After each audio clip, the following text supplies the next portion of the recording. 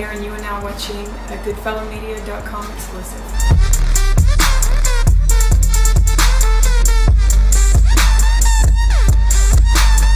My world, round vicious, white girl team full of bad bitches. I think it's been just a growth and understanding who I am instead of imitating.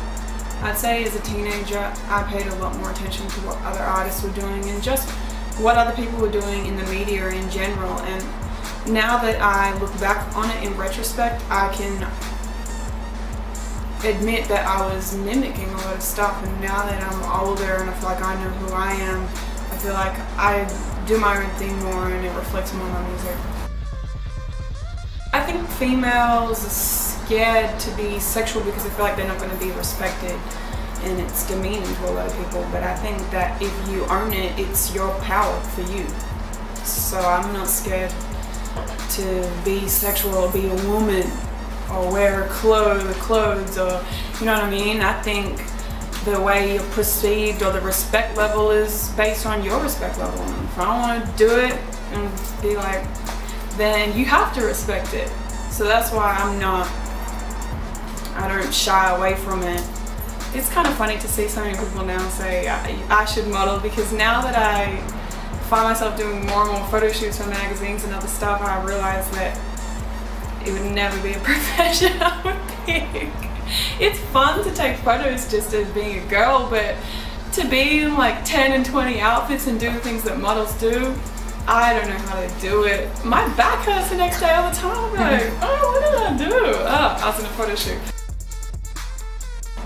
I want to go to a festival, and I'm excited about just having, hopefully I get to have the festival experience, because I just see so many pictures and I see all the big festivals like Bamboozle or the Coachella or ones from my country in England, and you always see them in magazines and people like romping around seeing all the acts, and that's something that I've never done. So hopefully I can find a few hours free and go try to just have the experience of getting to see all the different acts. I'm just excited to be in that environment.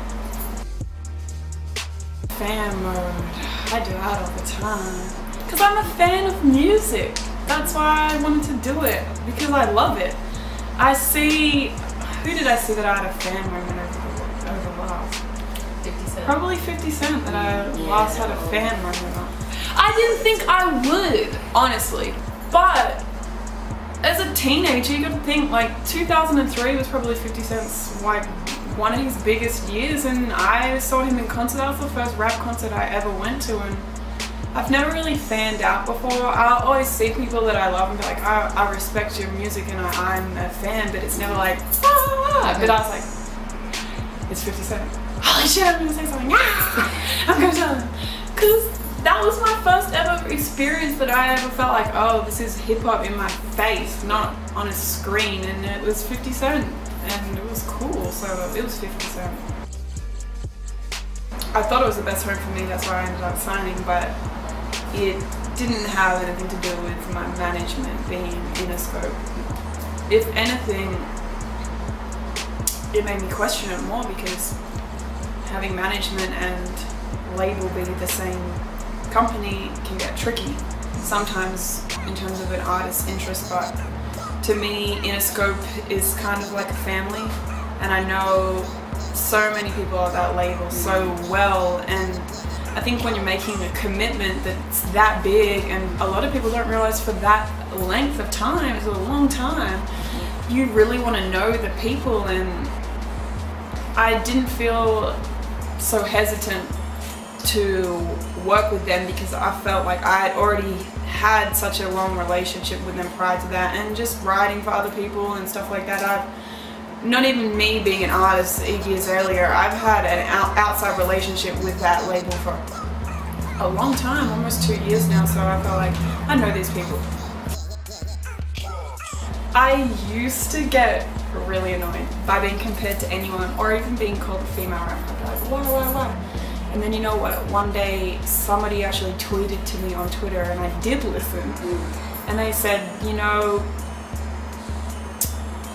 you have to just keep making music, and if it's good, all those other things fall away. Yeah. And they said Eminem used to be a white rapper, and now he's not. He's just a great rapper. And it takes time, and I don't like to say the word prove because that just comes with a stigma, but it almost is, you know. You just have to have the content, and it has to be great content, and you have to be consistent, and I feel that as long as you keep doing that, those things fall away. Obviously, I think it's horrible. It's hard to say exactly when you don't know somebody personally. I think it's just sad to see that I don't really feel like she had a lot of support or supporters, you know what I mean?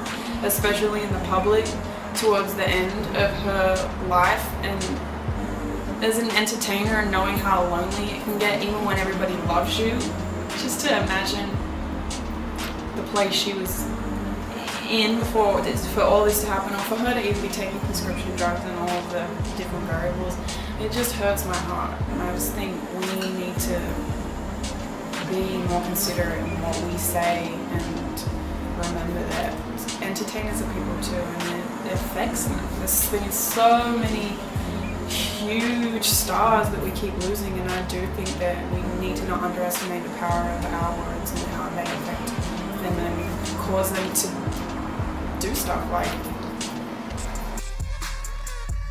Next for me, I'm going to Atlanta tomorrow actually to record my album. That's what's immediately next.